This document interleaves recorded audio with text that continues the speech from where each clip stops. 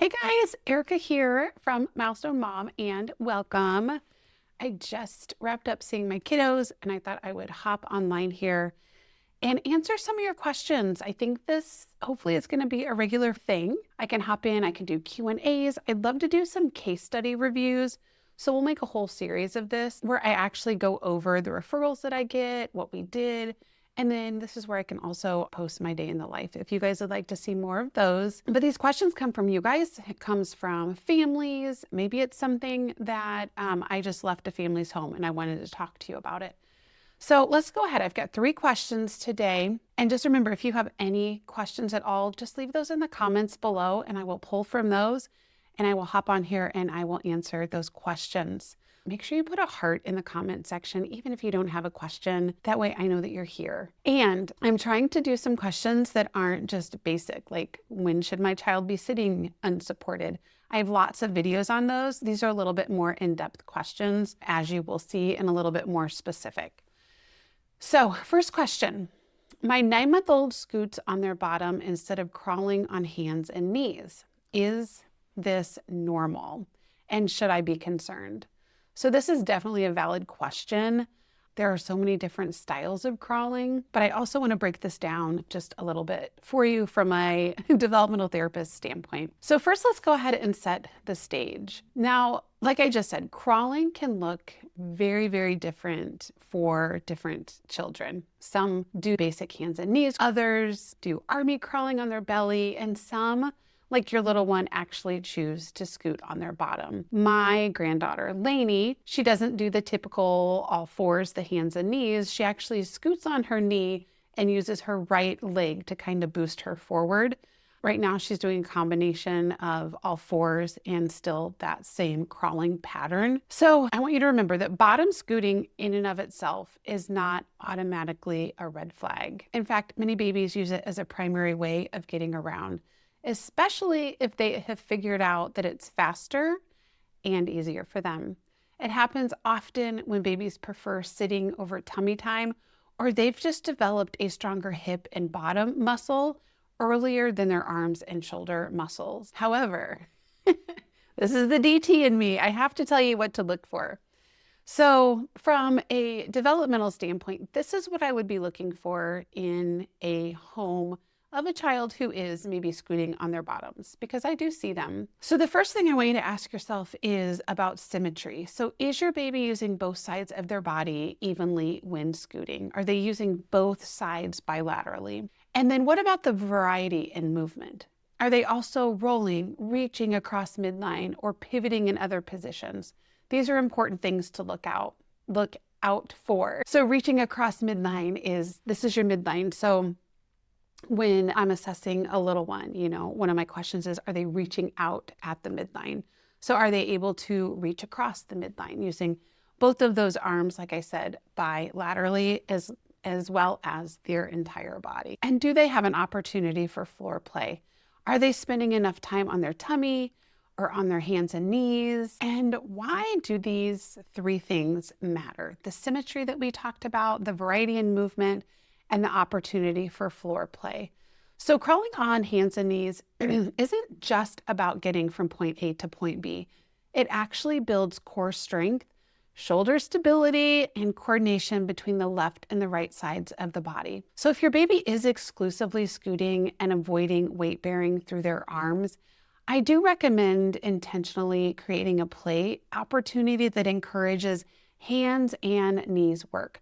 For example, you can place toys just far enough away while they're on their tummy to encourage reaching and pushing up. You can use tunnels or cushions to make hands and knees movement part of play. You can spend time in supported crawling positions with your hands guiding their hips and even shoulders. Now, if by 12 months your baby is still scooting without ever showing interest in crawling or pulling to stand, or if you do notice stiffness, weakness, or asymmetry it is worth getting an early intervention evaluation. Being in early intervention for over 10 years, I know how important it is to get to these little ones early. And early intervention support can make a huge difference. So to wrap this question up, yes, scooting can be normal, but it's also a signal to check how much variety your baby is getting in their movements, keep those play opportunities going. And if you're ever unsure, talk to your pediatrician or an early intervention provider. And I'll tell you again, I have a link in the description below.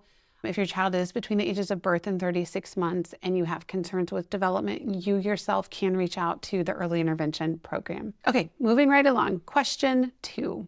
My 15-month-old isn't using any words yet, but understands what I say. Should I be worried? This is a common question that I get from parents and even kiddos that I see in their homes.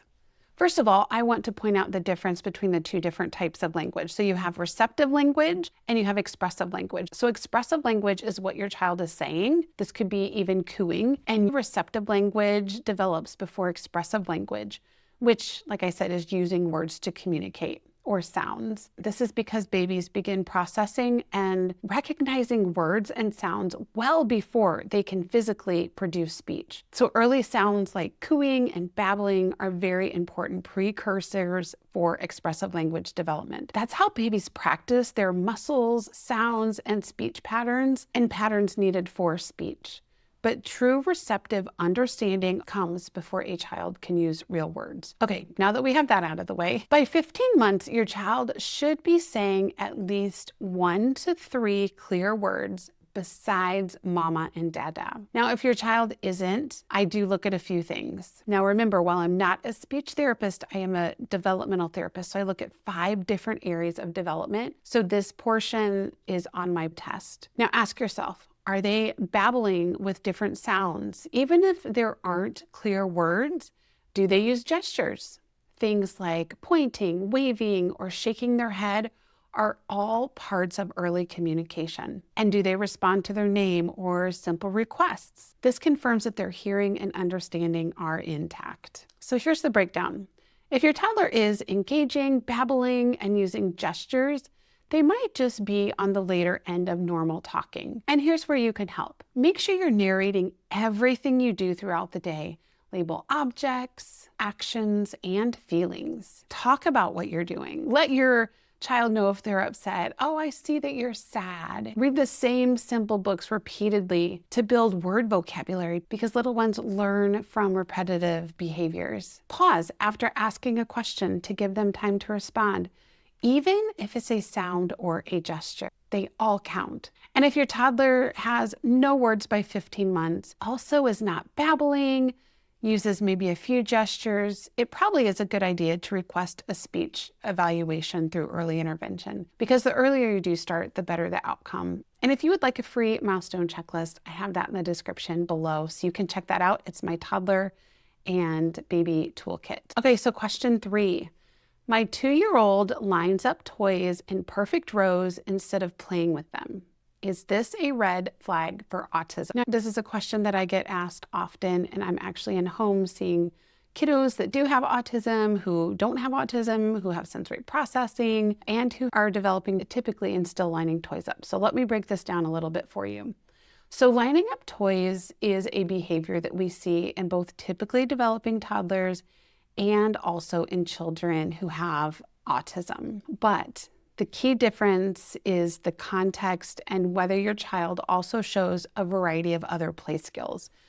So let's go ahead and break this down just a little bit. So this is what I would look for as a developmental therapist. I would ask myself these questions. Does my child have a variety of play? Do they do pretend play like feeding a doll, pushing a car, stacking blocks? Or is lining things up the only way that they interact with toys? How is their social connection? Do they make eye contact, share toys with you, or invite you into their play? How flexible are they? If you move one of the toys out of the line, do they adapt? or do they become extremely distressed by this? For some toddlers, lining things up is simply an early organizing skill. They're exploring order, symmetry, and cause and effect. That's not automatically a red flag. Where I start to look a little bit deeper is if lining up toys is combined with limited pretend play, very few words or no interest in communication, avoidance of eye contact or interaction, strong distress over small changes in routine or arrangement. And if you do notice these patterns, it's worth seeking an early developmental screening through the early intervention program. If support is needed, we can start right away to build flexibility, communication, and those social skills with your little one. Now, if your child is otherwise socially connected and uses a range of play styles, then occasional lining up can just be part of their developmental journey. So to wrap this one up, lining up toys alone isn't automatically a cause for concern. It's the bigger picture that really matters. So keep observing, keep engaging, and trust your instincts as a parent. And if you have any questions about this, please feel free to drop a question in the comments below. The truth is, some toddlers love lining things up, especially their cars. But when is it just a phase, and when should you take action? Are we lining toys up but not really playing with them, becoming upset if someone comes in and moves one of the toys that they lined up? That's why I always say that child milestones is complex. It's like putting a puzzle piece together. When we have one question, you have to look at all of these other different things and making sure that they're on track with those. Sometimes it's not just one isolated event or skill that they're lacking. All right, guys, again, like I said, please feel free to post your questions below. Any question is welcome, but I don't just mean the simple questions like, when should my child start sitting unsupported? When should my child be walking? I have plenty of videos on those. Feel free to go back and look at those. Feel free to ask the question again if you want to, and I'll answer that. But feel free to put some of your more complex child development questions below. I mean, I've been doing this for over 10 years, and believe me, I have seen everything. Even little ones who are going through a phase and smearing their poop on the wall. So believe me, no question is off the table here at Milestone Mom, and I will answer them for you. All right, guys, thanks for joining me today, and make sure you click the link below and you'll find this series and all of the other questions that I've answered so far. All right, as always, I appreciate you, and I will see you in the next video.